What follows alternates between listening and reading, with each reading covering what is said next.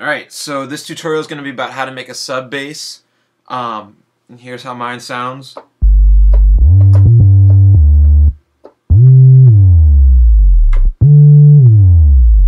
Now I'm going to show you just how to get a nice, clean sound, and how you can automate it to make, drops and stuff like I was just doing. A lot of people don't realize how important making a good, clean sub bass is, but I put it under absolutely everything.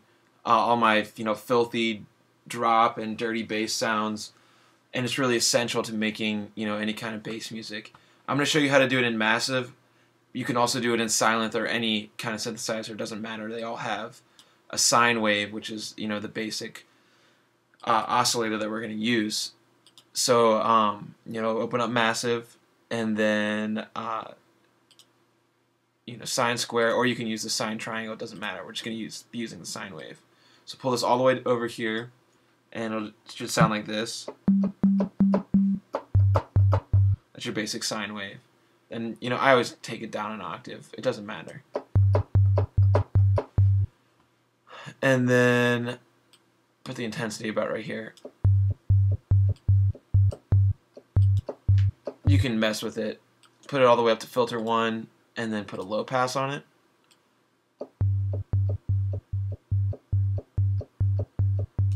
Put the cutoff right around there. Again, you don't have to. I just find that the low pass gives it some kind of texture. And then make sure you're voicing. You just have one voice, and then your envelope. Put the level all the way up here. That's just basic stuff. One voice, monophonic, so it's just one note. I'm just going to be compressing, and I'm going to show you two ways to do it. One, you can just throw sausage fattener on it, like this, and just crank the fatness up. You have a pretty fat sounding sub bass. But if you don't have sausage fattener, you could also do it with compression, and I'm no compression expert. I'm not going to pretend like I know how to correctly proportion the ratios and everything, because I don't. I just tweak and find the best sound. So basically, all I'm going to do is just adjust the threshold here.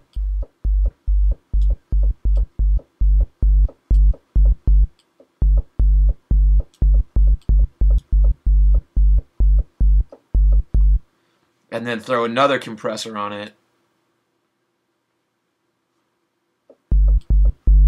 And then put a filter on that, so it's just, all we want is the low frequencies.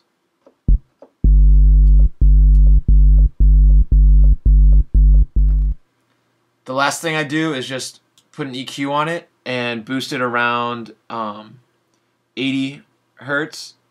That's where the real energy is going to come from, anywhere between like 60 to 100, depending on the note. So, just give it a boost there, and season to taste. What I do then is, when I'm making my songs, I use that sub bass to put under all my wobbles or wubs or whatever you want to call them. And I'll show you an example. This is from Moments, and up here, this is some of the wub sounds, and then the sub bass is on the bottom. So I'll let you take a listen.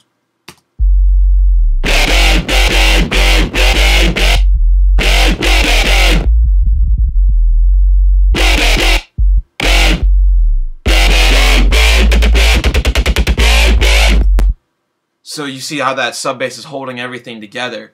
Up here, these top sounds, they're cut off at like, you can see there's a lot of processing on these, but they're cut off, I have them high pass at around 150 Hertz, so this is what they sound like just by themselves.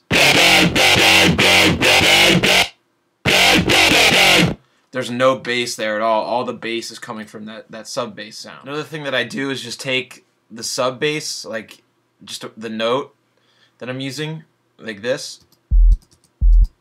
and I'll draw the fades in by going over here and selecting fades and draw the fades in. So this is what the top sounds like,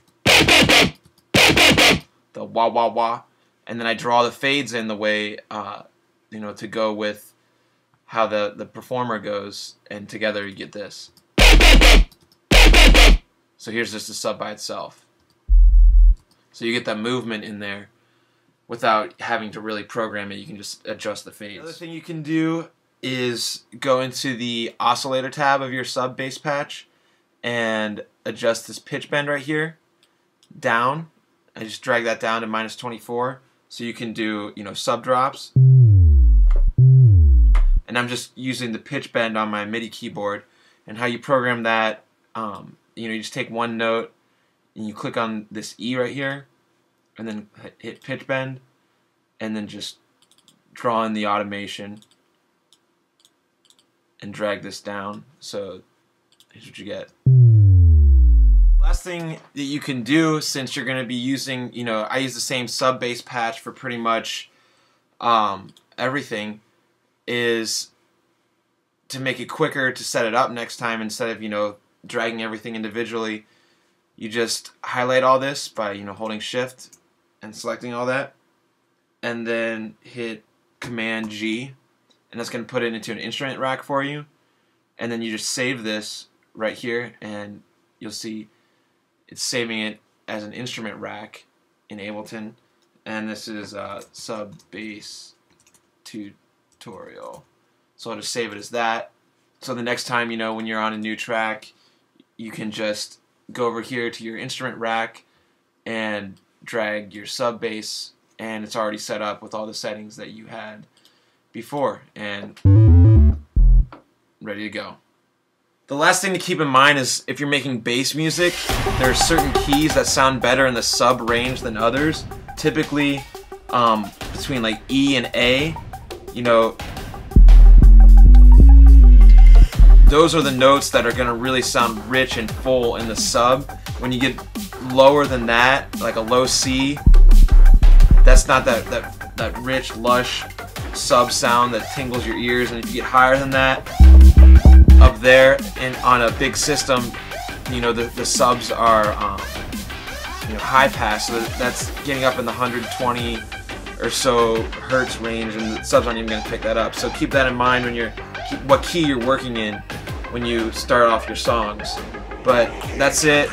Check out my stuff on Facebook. Follow me on Twitter, SoundCloud. I hope that helps you out. And here's my new song that I just released. Go download it for free.